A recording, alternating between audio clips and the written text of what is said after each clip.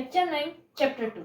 Electrostatic of conductors. अभी जो हमारे कंडक्टर्स होते हैं उसमें जो चार्ज कैरियर्स होते हैं वो इलेक्ट्रॉन्स होते हैं एंड इलेक्ट्रॉन्स जो है वो मेटल में फ्रीली मूव करते हैं। अभी यहाँ पर क्या होगा कि ये जो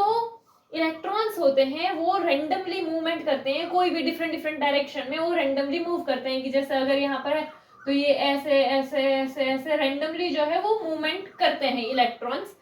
तो बट अगर हम इसको एक एक्सटर्नल फील्ड प्रोवाइड करें, मतलब कि जैसे यहाँ पर एक हमारा ऐसे कोई भी मेटल शीट हो एंड यहाँ हमने ऐसे एक एक्सटर्नल फील्ड जो है वो प्रोवाइड करा है, तो जब भी हम ऐसे एक्सटर्नल फील्ड प्रोवाइड करते हैं तो क्या होता है कि जो हमारे चार्जेस है, जो इलेक्ट्रॉन्स है, वो फील्ड के अपोजिट डायरेक्शन में मूवमेंट करते हैं। मतलब कि जैसे यहाँ पर हमारा जो फील्ड है वो इस डायरेक्शन में मूव कर रहा है,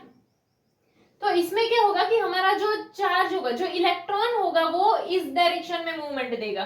ठीक है कि इलेक्ट्रॉन, क्योंकि यहाँ पर क्या होगा, फील्ड जो होता है वो हमारा क्या होता है, पॉजिटिव टू नेगेटिव, तो यहाँ पे पॉजिटिव होगा तो इलेक्ट्रॉन जो है वो इस डायरेक्शन में मूव करता है, फील्ड के अपोजिट डायरेक्शन में। अभी इससे क्या होगा कि जो सारे इलेक्ट्रॉन्स है वो ऐसे एक साइड पर डिपॉजिट होने लगते हैं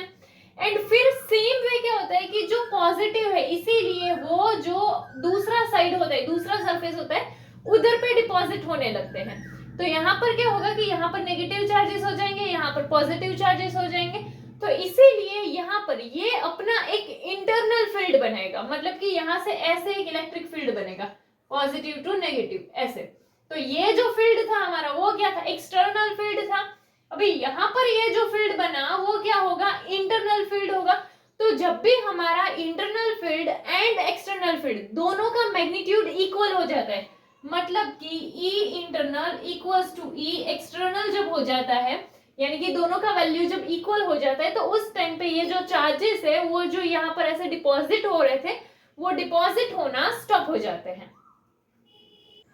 नेक्स्ट,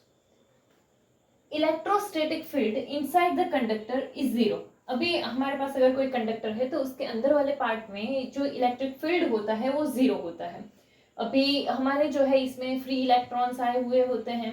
एंड ये जो चार्ज कैरियर्स होते हैं वो फ्री मूव करते हैं, तो उसमें फोर्स जो है वो हमें देखने को मिल सकता है। सो इसीलिए जब ये स्टैटिक सिचुएशन में हो तो उस टाइम पे उसमें ये जो चार्जेस है वो इस तरह से डिस्ट्रीब्यूट होते हैं कि उसका हर एक पॉइंट पे, कंडक्टर के अंदर वाले हर एक पॉइंट पे इलेक्ट्रिक फील्ड जो है वो जीरो रहे।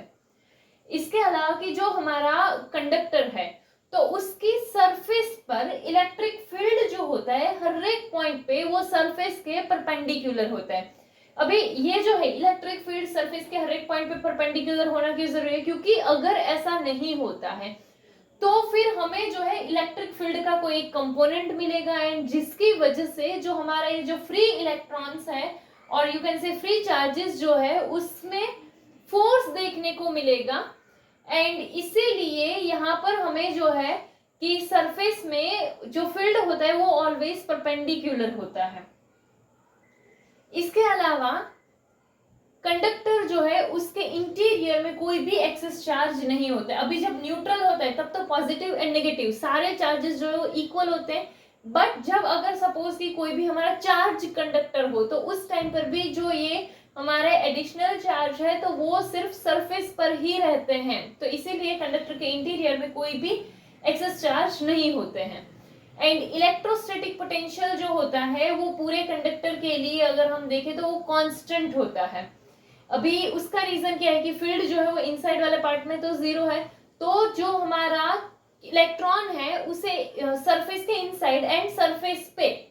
एक पॉइंट से दूसरे पॉइंट पे ले जाने के लिए कोई भी वर्क नहीं करना पड़ेगा, इसलिए हमें ये जो है कि दो पॉइंट के बीच में पोटेंशियल डिफरेंस नहीं मिलेगा।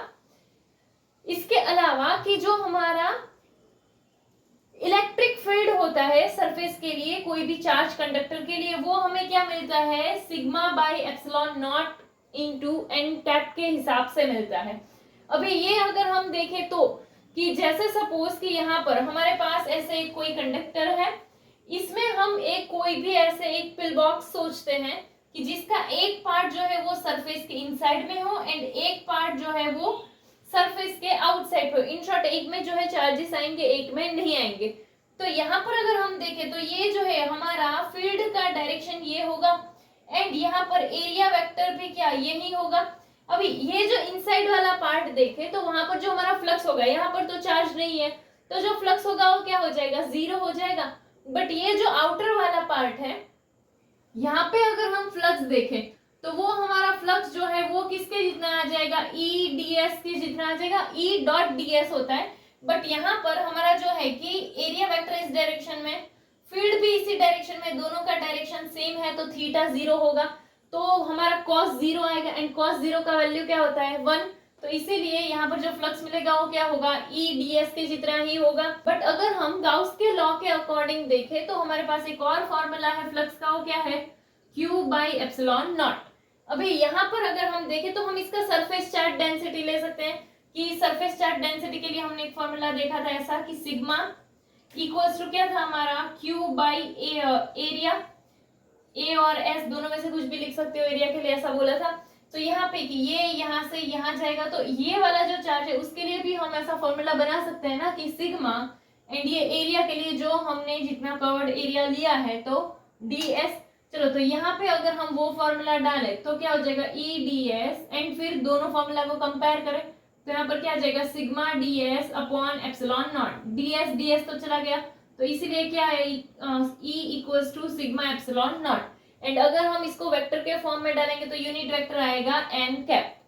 ठीक है, अभी यहाँ पे कि ये जो है हमें ये चार्ज पॉजिटिव है नेगेटिव है, मतलब कि सिग्मा का वैल्यू जो है वो हमारा क्या ग्रेटर देन जीरो है और लेस देन जीरो है, उससे हम बोलेंगे कि जो डायरेक्शन होगा वो क्या इनवर्ड होगा या आउटवर्ड होगा। अभी इलेक्ट्रिक फील्ड अगर कोई भी कंडक्टर है एंड उसमें हम कैविटी के अंदर इलेक्ट्रिक फील्ड देखते हैं तो वो हमें जीरो मिलता है। यानी कि चलो सपोज कि हमारे पास कोई कंडक्टर है, ऐसा एक कंडक्टर है, उसमें ऐसे हमें एक कैविटी देखने को मिले तो यहाँ पर क्या होगा कि ये जो है ना इसमें अगर हम बाहर कोई भी एक्सटर्नल फील्ड भी प्रोवाइड करते हैं, ऐसा कुछ भी करते हैं तो उसके इफेक्ट वो हमारा फील्ड का इन्फ्लुएंस हमें यहाँ पर कैविटी में नहीं देखने को मिलता है, इसके अंदर फील्ड जीरो ही रहता है एंड ये बाहर वाला जो है उसका कोई इन्फ्लुएंस नहीं आता है।